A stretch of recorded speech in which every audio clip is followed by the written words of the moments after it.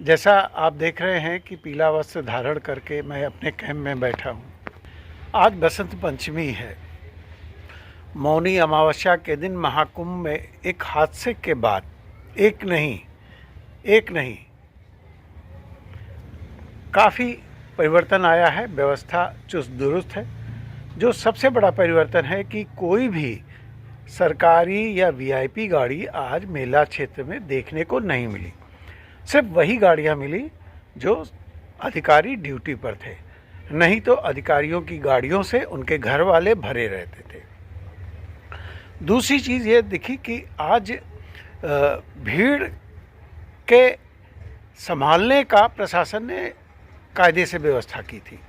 सुबह भी और अभी 11 बज रहे हैं, इसके आसपास भी अगर भीड़ ज़्यादा है तो काली सड़क से ये एक जो नई पुल के पास सड़क बनाई है वहाँ से वो दारागंज और दशाश्वमेध घाट की तरफ भेज रहे हैं। यानी आज वास्तव में ICCC और 2400 AI कैमरे जो लगे हैं उनका सदुपयोग हो रहा है। आज मुख्यमंत्री जी की भी निगाह इस मेले में लगी है और वो अपने ऑफिस से ही सवेरे से पल पल की खबर ले रहे थे। फिलहाल मौनी अमावस्या की घटनाओं का धक्का आज देखने को मिला है। जो श्रद्धालु है वो तो ठमक गया है, यानी थोड़ा रुक गया है, लेकिन पर्यटक अभी भी बहुत आ रहे हैं। आज मैंने टेंट सिटी में पता किया तो पता लगा कि 16 तारीख तक की काफ़ी बुकिंग है और बुकिंग आ भी रही है। तो अगर हम ये समझें कि मौनी अमावस्या की भगदड़ का इम्पैक्ट या प्रभाव अब भीड़ पर पड़ेगा तो ऐसा नहीं है। भीड़ कम होगी, बहुत सारे लोग नहीं आएंगे, लेकिन बहुत सारे आएंगे जो इस महापर्व का आनंद लेना चाहते हैं। अखाड़े वैसे बसंत पंचमी में स्नान के बाद वापस लौट जाते हैं, बनारस चले जाते हैं, लेकिन इस बार 7 फरवरी तक रुकेंगे। मैं आपको बता दूं कि अखाड़ों में जो पदाधिकारियों की प्रक्रिया है अष्ट कौशल चुनने की, वो कुंभ में ही होती है, जिसे हम महाकुंभ कह रहे हैं। तो इनका चुनाव होगा, नए पदाधिकारी चुने जाएंगे और 7 फरवरी को कढ़ी पकौड़ा की इनकी एक रस्म होती है, उसको ये निभाएंगे और इसके बाद इस महाकुंभ से वापस चले जाएंगे। आज की व्यवस्थाओं से मैं प्रसन्न हूँ। हर चीज़ अनुभव देती है और ये मेरा चौथा कुंभ या महाकुंभ कह लीजिए है। शायद अब आगे के कुंभ में रिपोर्टिंग ना करूं, सिर्फ दर्शक बन के रहूं। इस पूरे महाकुंभ में अत्यंत व्यस्तता के कारण अपडेट नहीं दे सका। कल बड़ा भावुक था मौनी अमावस्या की घटना को देख और उसके बाद की क्रिया और प्रतिक्रिया जिस तरह से हुई।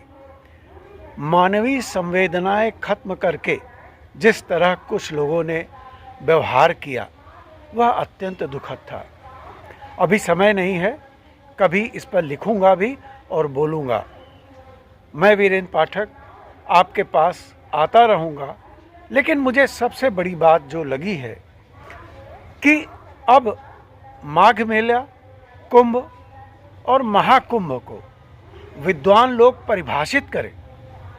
अगर यह सनातन धर्म का मेला है तो सत्ता पर इस तरह का जोर होना चाहिए कि जो परिभाषा हो, जो दायरा हो, जो हमारी परंपराएं हैं, उसको तोड़ा मरोड़ा ना जाए, उसकी हत्या ना की जाए।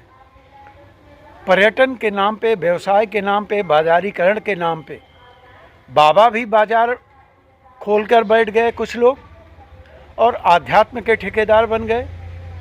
विद्वान तो बेचारे चुप हैं, सिर्फ इस महाकुंभ का आनंद ले रहे हैं। आपने तरह तरह के तमाशे देखे होंगे। इस महाकुंभ में एक अत्यंत अच्छा कार्यक्रम हुआ। शंकराचार्य विधुशेखर जी के कैंप में शास्त्रार्थ किया गया।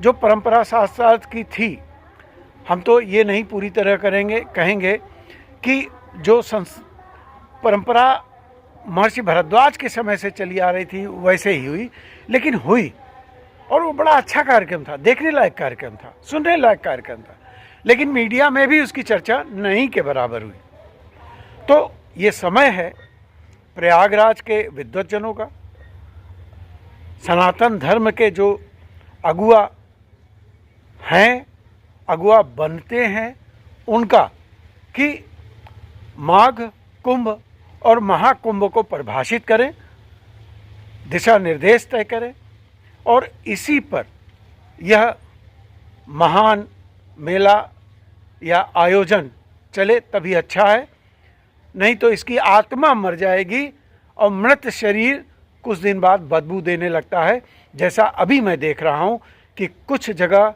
शरीर मृत हो गया है इस आयोजन का और वो बदबू दे रहा है। कभी खुलकर बात करूँगा। मैं वीरेंद्र पाठक आपके पास आया हूँ प्रयागराज की अस्मिता के संबंध में फिर निवेदन करता हूँ, और ख़ास तौर से साधु संत महात्मा जो प्रयागराज के हैं या प्रयागराज से जुड़े हैं और उन्होंने मौन धारण कर रखा है, आपको आगे आना पड़ेगा। प्रयागराज के तीर्थ आश्रम, इनका पुनरुद्धार हो, पुनर्जागरण हो, ये सारे आयोजन पुनः परिभाषित हो, तब तो अच्छा है, नहीं तो सुविधाओं तक सीमित रहना आगे आने वाली पीढ़ी आप पर उंगली उठाएगी। आशा है मेरा विनम्रता पूर्वक किया गया आग्रह स्वीकार करेंगे। क्षमा के साथ मैं वीरेंद्र पाठक फिर आपसे कभी मिलूँगा।